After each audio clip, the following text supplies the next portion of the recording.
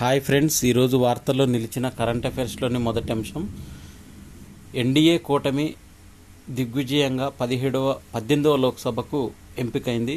దీంట్లో 9న ప్రమాణ స్వీకారం చేయనున్న భారత ప్రధాని నరేంద్ర మోడీ. కూటమి సమావేశానికి హాజరైన చంద్రబాబు, నితీష్, పవన్ కళ్యాణ్.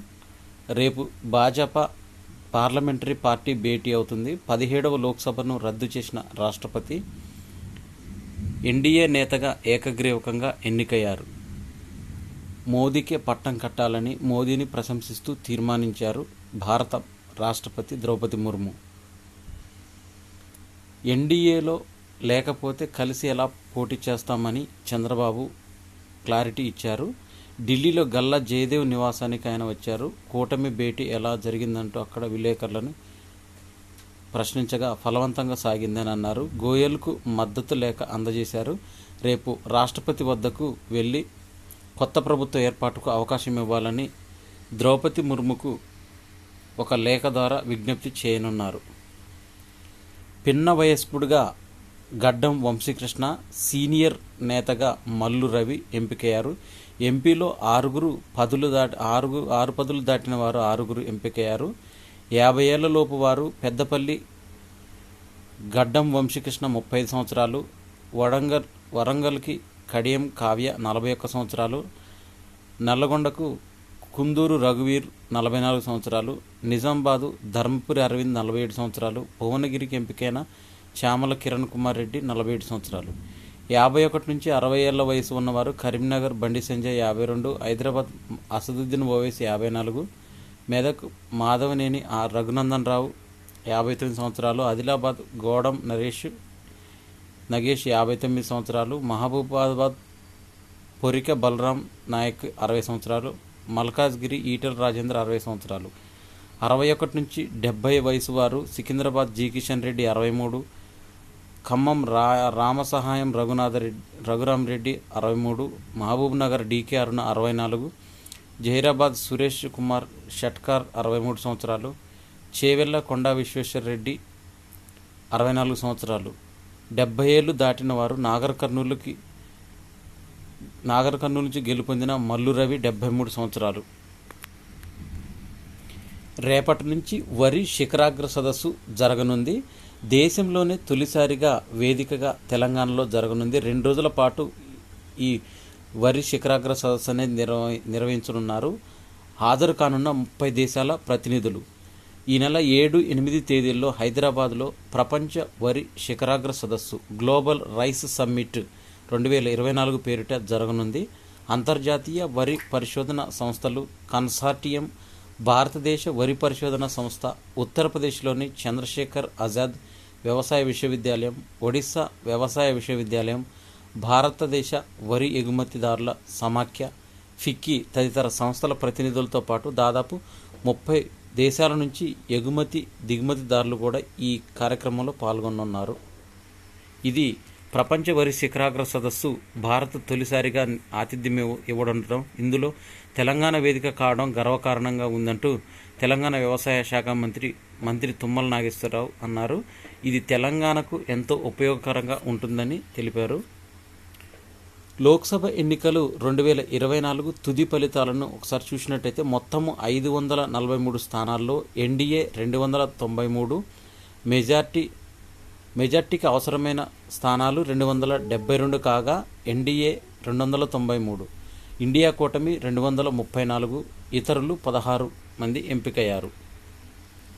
కొత్తవారు 280 మంది తొలిసారిగా ఎంపికయ్యారు. ఉత్తరప్రదేశ్ నుంచి 45 మంది, మహారాష్ట్ర నుంచి 33 మంది, మాజీ ముఖ్యమంత్రుల్లో శివరాజ్ సింగ్ చౌహాన్, నారాయణ రాణే, త్రివేంద్ర సింగ్ రావత్, మనోహర్ లాల్ ఖట్టర్, బిప్లవ్ కుమార్ దేవ్, జితన్ రామ్. తొలిసారిగా లోక్సభకు వస్తున్న సినీ నటుల్లో సురేష్ గోపి, కంగనా రనౌత్ ఉన్నారు.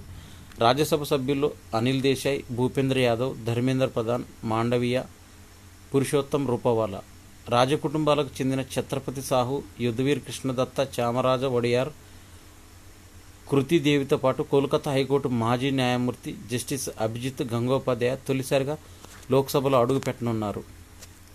25 ఏళ్లకే పార్లమెంటుకు వెళ్లనున్న వారు శాంభవి చౌదరి, సంజన జాధవ్.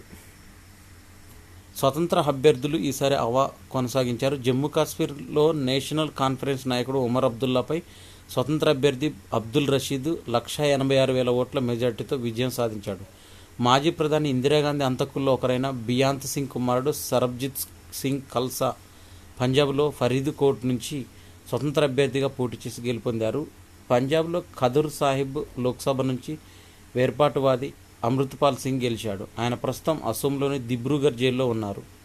మహారాష్ట్రలోని సాంగ్లీలో శివసేన యూబీటీ అభ్యర్థిపైన ఇండిపెండెంట్గా పోటీ చేసి విశాల్ ప్రకాష్ బాపు పాటిల్ గెలుపొందారు. లదాఖ్ నుంచి పోటీ చేసిన మహమ్మద్ హనీఫా జాన్, దామందయ్య నుంచి పటేల్ రమేష్ భాయ్ బాబు భాయ్ విజయం సాధించారు.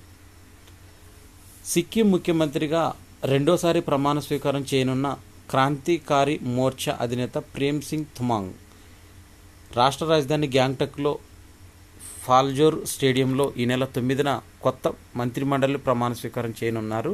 సిక్కింలో ఏకైక లోక్సభ స్థానాన్ని అసెంబ్లీలో 32గాను 31 సీట్లకు తమకు ఇచ్చారని, తమపై విశ్వసించి గెలిపించిన వారికి కృతజ్ఞతలు తెలిపారని అన్నారు తమాంగ్.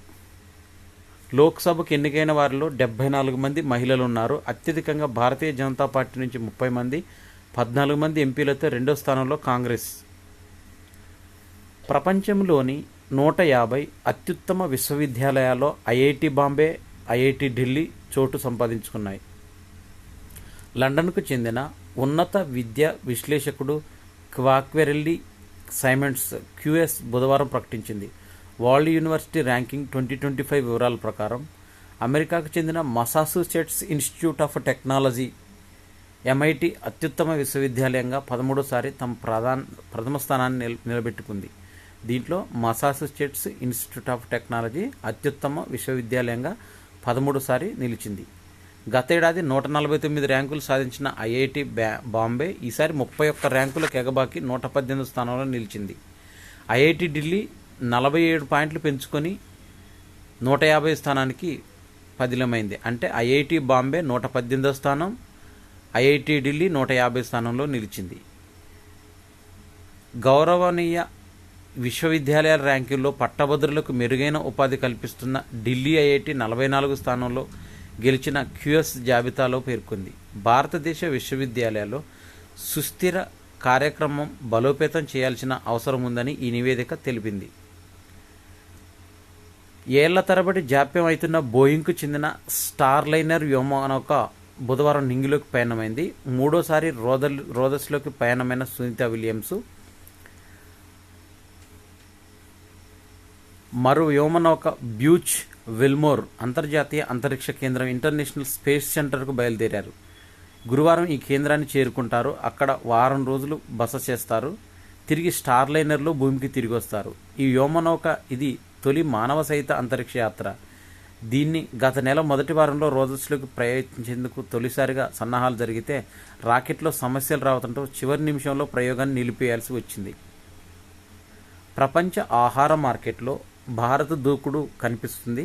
వ్యవసాయ రంగానికి భారతరత్న స్వామినాథన్ సేవలు అనుపమానమని నాస్ వార్షికోత్సవంలో మాజీ ఉపరాష్ట్రపతి వెంకయ్యనాయుడు అన్నారు.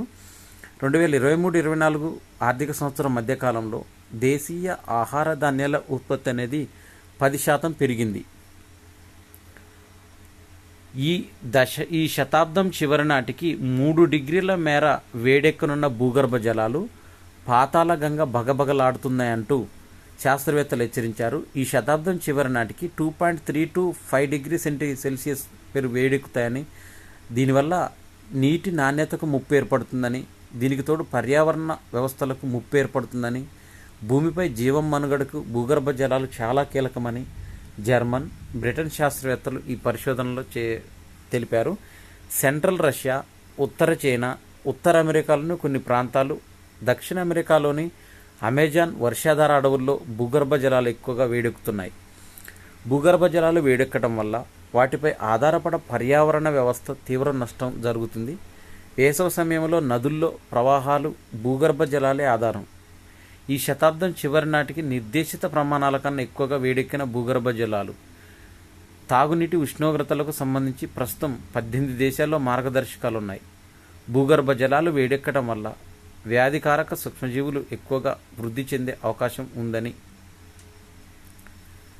ప్రముఖ కవి, తెలంగాణ రాష్ట్ర గీత రచయిత డాక్టర్ అందెశ్రీని రాష్ట్ర ప్రభుత్వ ప్రధాన కార్యదర్శి ఏ శాంతికుమారి సత్కరించారు.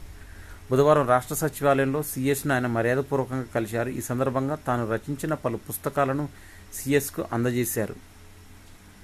శేషు మాధవ్కు నాస్ అత్యుత్తమ పురస్కారం అనేది లభించింది.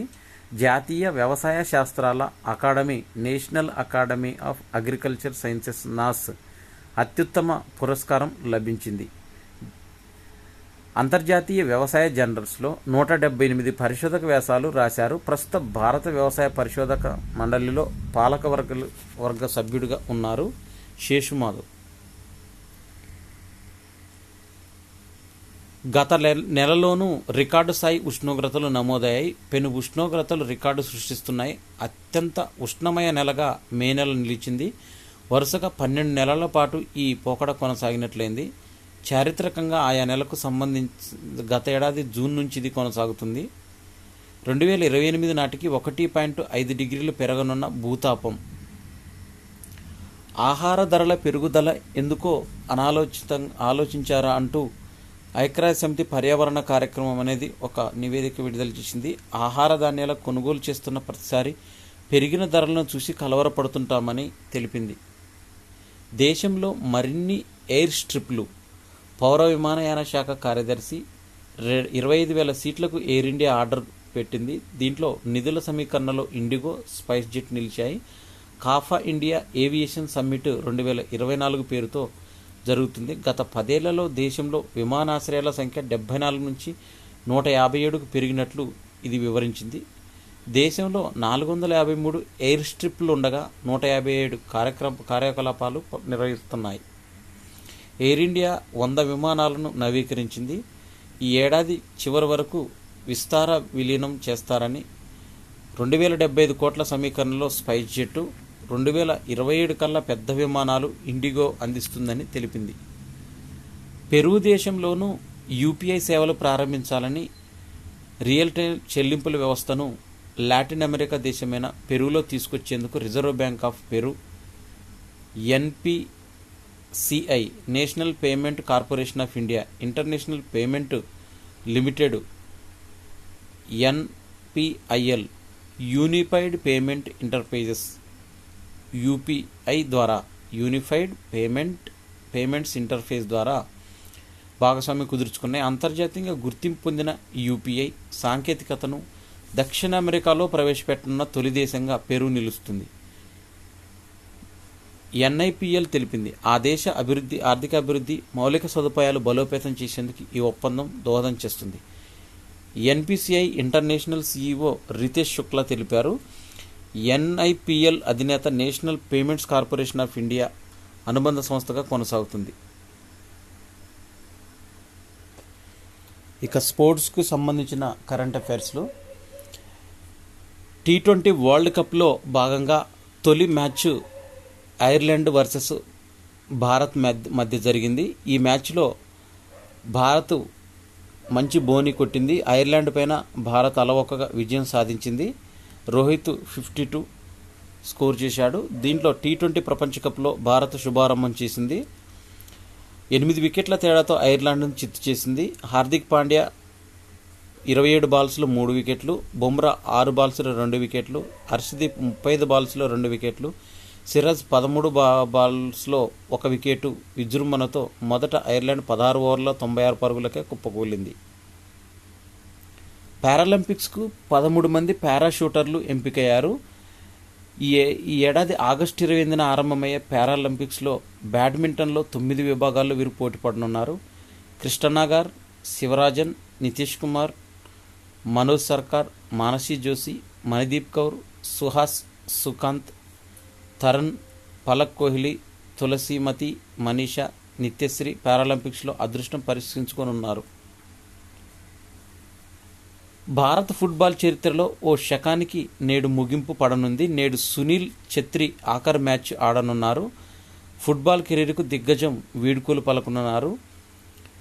దీంతో ఇక విశ్రాంతి తీసుకోబోతున్నాడా అంటే ఫీఫా ప్రపంచ కప్ క్వాలిఫైర్లో భాగంగా కువైట్తో జరిగే మ్యాచ్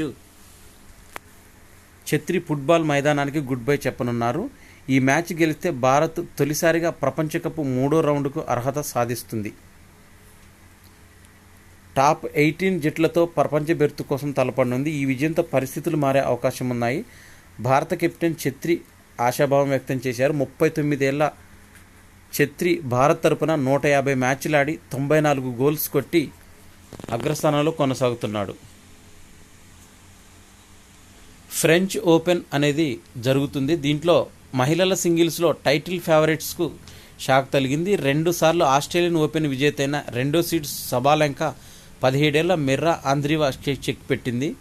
మరోవైపు 2022 వింబుల్టన్ ఛాంపియన్షిప్లో 4వ సీడ్ రెబకినాను పౌలిని మట్టి కరిపించింది. సంచలన విజయాలు సాధించిన ఆంద్రీవా పౌలిని తొలిసారి ఓ గ్రాండ్ స్లామ్కు సెమీస్కు వెళ్లారు. మిర్రా ఆంద్రీవా పౌలిని వీరు ఫైనల్కి వెళ్తున్నారు. ఇవి జూన్ 6, 2024కు సంబంధించిన కరెంట్ అఫైర్స్. ఈ వీడియో నచ్చినట్టయితే లైక్ చేయండి, షేర్ చేయండి, కామెంట్ చేయండి. నేను చేసే వీడియోస్ నోటిఫికేషన్ రూపంలో పొందాలంటే నా ఛానల్ సబ్స్క్రైబ్ చేసుకోండి. Thanks for watching.